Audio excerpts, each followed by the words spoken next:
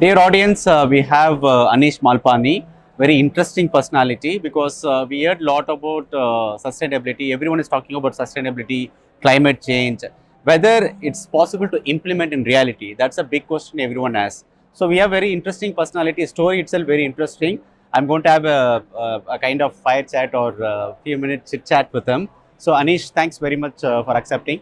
Okay, so how is it going in Dubai? No, thank you for having me.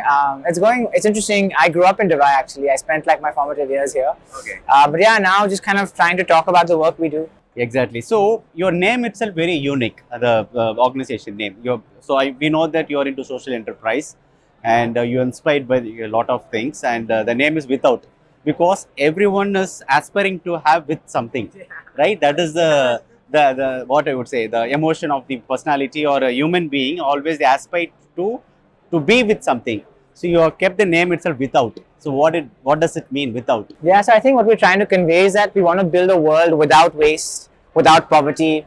We want people to be net positive assets. Like I feel like right now we consume a lot at the expense of the earth. But how do we consume while still contributing positively to the earth, right? So we want to, build a brand that can, build a world without waste, without worries. So I think that's why Without is the word. Okay, so how all it started? Like when it was started, why sustainability? Yeah, so I think, I was working in corporate America, was not very So happy. IT field you were working. No, I was working in finance. Okay. I wasn't very happy at making rich people richer. I feel like there was something more to life. So I quit to come back to India to try and solve real problems.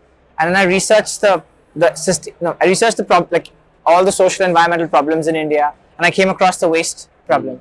And that's what led to the formation of Without. I realized that about 50 to 80% of all waste in India is untreated or landfilled. We also have waste in India is complex. We also have close to 4 million waste pickers who live really poor lives. So you can't, it's not just an environmental issue. There's some social issues around it as well. And the third thing is it has economic value, right? Like there's waste is material. It's kachra, there's value, right? So that's why I chose this to work here. So that's why we started Without. So can you be more blunt? Like for example, as a human species, what is the danger we are living in, or what is the danger we are anticipating? Because Earth is only one, right? We have a limited land space. We have limited natural resources also.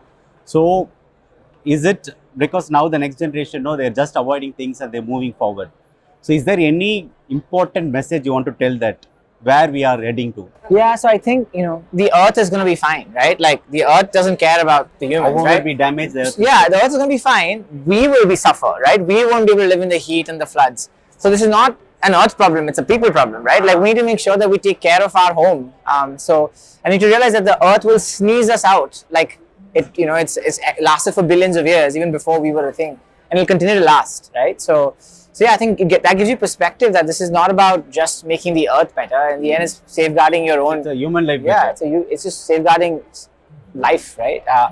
So yeah, I mean, I think I think the notion that you have to cut everything out, stop, is a little difficult because people, especially people coming out of poverty, very hard to tell them ki don't fly, don't consume, don't do things, right? So I think we need to come up with better systems and technology that can make humans positive assets. Right now we suck resources from the earth, net, right? Yeah. How can we be a net positive contributor, right? Whether it's recycling, reusing, being smart about the way we do things. Right? So for example, can you tell one simple thing which can be implemented in daily life from a business person or a homemaker, something which will add small value to the earth? I mean, I don't believe in the small value part, right? Because small value actually can be dangerous sometimes because it gives you like, I did my bit, now everything is done, right? No, that's not the answer. Yeah, you should do small things like, try to be less wasteful, try to separate your waste, be more conscious about what you do. But to really solve these problems, you have to think much more large scale. You have to think systems, you have to think, how do we like for instance, I'll give you an example. And this is a theoretical example. Everyone loves a hot shower in the morning, right? It's really bad for the environment. You're using electricity to heat the water. You're using so much water. You don't even need that much water. One bucket is enough generally. But everyone loves a hot shower. So if you tell people don't take a hot shower, they'll be they'll say okay, but they'll go and take one, right? But what if you built a shower that recycled the water infinitely using solar power, right? That way you can now take a hot shower as long as you want. So we're not telling you to not live, right? And I think this is obviously metaphorical. So alternate. You're talking about. No, so we're talking to build something that is more friendly, earth friendly, without coming in the way of your consumption patterns. Like I'm saying, you have a hot shower. Let's just use our human genius to build a system that can make it so that it's not bad for the earth, right? And I think it's hard. It's harder. I'm not saying tomorrow you can come up with a infinitely recyclable shower, but I think that's what you have to. That's the conceptual. Okay. Finally, I want to ask you one thing. If the human is going to be like this, without awareness, without have the sense of ownership of sustainability, or how they are wasting the or damaging the earth, what will happen after 10 years, 20 years? Is it really the humans will feel that impact or face that? It will be like, okay, something is happening somewhere. It is irrelevant to our life. No, I don't think it's irrelevant. It's really hard to predict what happens in 10 years. But if everything goes, Whatever in future, I'm talking yeah, but if everything goes well, then no problem, right? But you don't solve for that. You solve for like what if things go wrong, because that's the problem, right? I think I think there's a strong movement towards getting things better. I think humans are the most adaptable species to ever exist in the world, right? So we have to take into consideration that we will adapt. We will build better systems. So how do you like minimize the damage? I think is what's important. So yeah, it can be very catastrophic. But we have to also realize that we are, very adaptable. So how do we deal with that? And at the same time, we can't just sit and do nothing, right? We have to kind of be a part of the solution. Okay, so what's your future vision? Like after 20 years, 30 years, what do you want to see? The work, what you are doing? With our work, we want to see a world where all waste is a resource, right? Like where we don't even think about waste. It's not like you're thinking about recycling or no. Even in events, like you guys do events. Like you should be like, okay, whatever happens to the waste, I have nothing to worry about because all the waste is going to be reused back into the economy. So it's not going to landfills, it's not going to oceans. It's just and the answer to that to me is technology and just using innovation to make that happen. And I think that's what we're trying to drive. We feel like this is very hard to recycle, but this is good material. It's very good material.